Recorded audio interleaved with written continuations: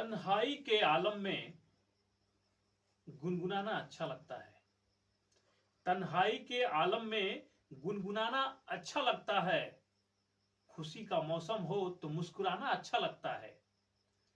तन्हाई के आलम में गुनगुनाना अच्छा लगता है। खुशी का मौसम हो तो मुस्कुराना अच्छा लगता है।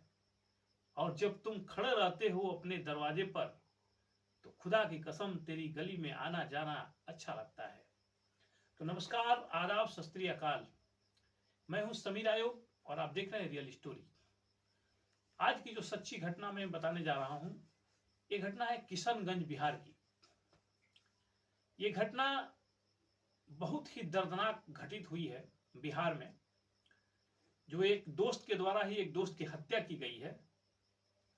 और ये क्या कहानी है इसको हम आगे बताएंगे, लेकिन उससे पहले एक रिक्वेस्ट है कि आप चैनल में अगर नए हो तो चैनल को सब्सक्राइब करें और कमेंट में कैसा लगा आप जरूर बताएं, ताकि मेरा हौसला अफजाई हो और ऐसे वीडियो आप लोगों के बीच में लाऊं, आप लोगों के बीच जागरूक करने के लिए समाज में क्या क्या चीजें हो रही हैं।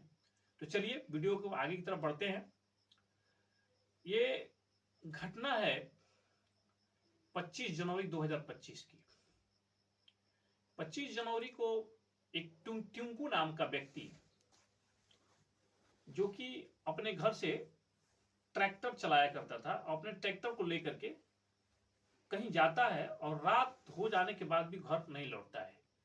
उसका मोबाइल भी स्विच ऑफ जाने लगता है। उसकी पत्नी और बच्चे परेशान होने लगते हैं। उधर जो जिस व्यक्ति का वो ट्रैक्टर चलाया करता था, वो ट्रैक्टर वाला भी कुछ परेशान सा लगने लगता है कि आखिर में ये टिंकू गया कहाँ, इसका मोबाइल क्यों बंद जा रहा है, कहीं मेरा ट्रैक्टर लेके भग तो नहीं गया कहीं। ये सारे कसमकस जो है, उसके परिवार वाले अलग परेशान थे, ट्रैक्टर ड्राइवर जो मालिक था वो अलग परेशान था। फिर आता है ट्रैक्टर ड्राइवर, ट्रैक्टर जो मालिक होता है वो आता है इनके पास ड्राइवर के घर, और उसकी पत्नी और बच्चे से मिलता है, पूछता है कि टिंकू का कुछ पता चला, मोबाइल तो स्विच ऑफ जा रहा है और मैंने उसको कहीं भेजा नहीं, वो गया कहाँ। तो उसकी पत्नी बताती है कि नहीं, मुझे भी कोई पता नहीं चला है और मैं भी नहीं जानती हूँ। दूसरे दिन वो लोग पुलिस को सूचित करते हैं कि मेरा ट्रैक्टर लेकर के टिंकू जो है कहीं लापता हो गया है, गुमशुदा हो गया है। पुलिस जो है कोई कार्रवाई नहीं करती है, जबकि ऐसे ही जानती है कि कोई कहीं गया होगा, आ जाएगा। जब तक कि पुलिस कोई ऐसी बड़ी घटना ना हो जाए तब तक जो है त्वरित कार्रवाई करने में हिचकिचाती है, वो साइलेंट बैठे रहते हैं। समय बीतता है।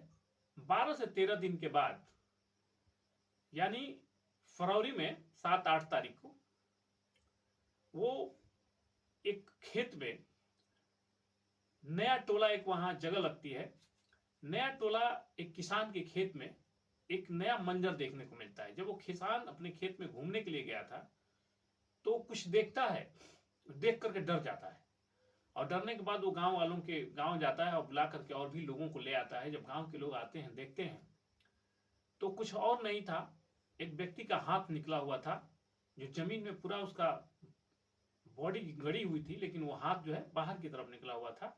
कुछ कुत्ते जो है वहां इधर उधर मट्टी हटा दिए थे, उसकी वजह से, या उसका हाथ अकड़ा हुआ बाहर की तरफ निकल गया था। वो देखकर गांव के लोग कहते हैं यार ये तो किसी की लाश है। फिर पुलिस को सूचित किया जाता है। पुलिस जब आती है तो पुलिस को पता ही है कि नहीं, कोई व्यक्ति गुम हुआ था। लेकिन वो व्यक्ति गुम हुआ था टिंकू, तो 12-13 दिन जब जमीन में लाश थी तो शायद उसका पहचानना बहुत मुश्किल हो गया था। लेकिन फिर भी गुमशुदगी की रिपोर्ट के होने की वजह से पुलिस जो है टिंकू की पत्नी और उसके बच्चे को और जो ट्रैक्टर का मालिक था उसको बुलाया जाता है। चेहरा बॉडी तो पहचान में नहीं आती, लेकिन उसके कपड़े से, जो कपड़े उसने पहन रखे थे, उसके कपड़े से उसकी पत्नी पहचान लेती है अपने पति को और फूट फूट कर रोने लगती है। उसका बेटा भी बिलखने लगता है कि मेरे पिताजी कहाँ चले गए। और इस तरह से वो पता चल जाता है कि नहीं, ये जो मरा है ये टिंकू ही है। अब पुलिस जो है सतर्क होती है, अब इसकी छानबीन शुरू करती है, जबकि अभी तक उसकी रुचि नहीं थी। लेकिन वो जब मर्डर हो जाता है, इसकी लाश जब मिल जाती है तो पुलिस एक्टिव होती है कि कि आखिर में इसका मर्डर किसने किया। फिर पुलिस चारों तरफ से जो है डॉग स्क्वाड वगैरह जो भी फॉरेंसिक टीम सारी उसके पोस्टमार्टम से लेकर के सारा कुछ होने लगता है। पुलिस सक्रिय हो जाती है और हर दिशा में काम शुरू कर दिया जाता है।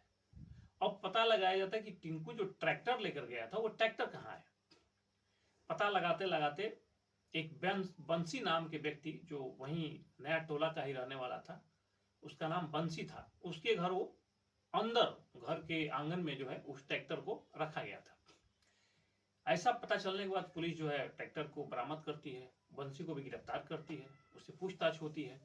लेकिन दरअसल बंसी कुछ बताता नहीं है। वो कहता है कि मुझे नहीं पता है, ट्रैक्टर जो है यहाँ पड़ा था तो हमने उठा करके यहाँ ला के रख दिया, लेकिन वो इधर उधर की बात करता है। लेकिन पुलिस जब सख्त होती है, उसको धमकाती है, जब मारने पीटने की बात आती है तो पुलिस अपने तरीके से जब उसको डरवाती है तब वो सच्चाई बताना शुरू करता है। दरअसल वो बंसी बताता है कि टिंकू को मारने में मेरा हाथ नहीं है, टिंकू की हत्या संतोष और उसके दोस्तों ने किया है। फिर संतोष नाम के व्यक्ति को पुलिस गिरफ्तार करती है। फिर उसके बताए अनुसार जो है 3 लोगों को और गिरफ्तार किया जाता है, यानी 3 लोग उसके दोस्त, संतोष के दोस्त थे, बंसी भी संतोष का दोस्त, यानी 5 लोग जो है हिरासत में लिए जाते हैं। फिर इनसे पूरा जब पूछा जाता है तो संतोष जो है चौंकाने वाला खुलासा करता है। दरअसल संतोष बताता है कि ये जो टिंकू था, मैं भी ट्रैक्टर ही चलाता हूं, वो जो संतोष था वो भी ट्रैक्टर का ही ड्राइवर था।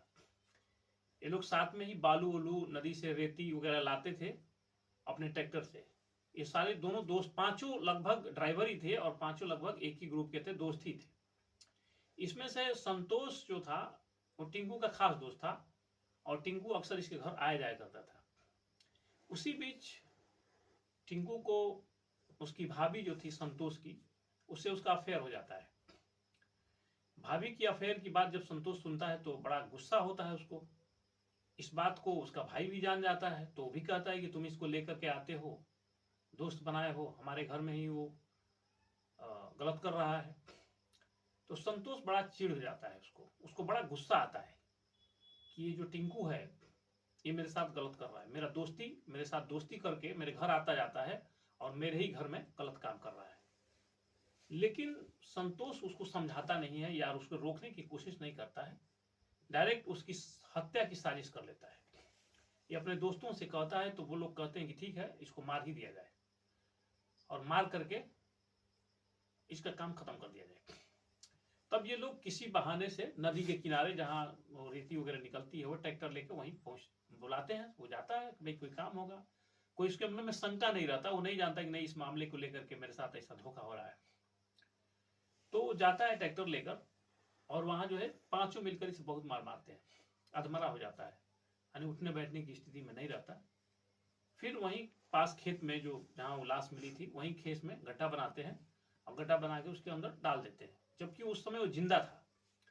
अगर पुलिस सक्रिय रही होती, गुमशुदगी के बाद जो है तुरंत अगर जांच की होती तो शायद वो जिंदा मिल जाता, लेकिन वो उसमें दफन होने की वजह से, उसकी सांसें रुकने की वजह से वो मर गया।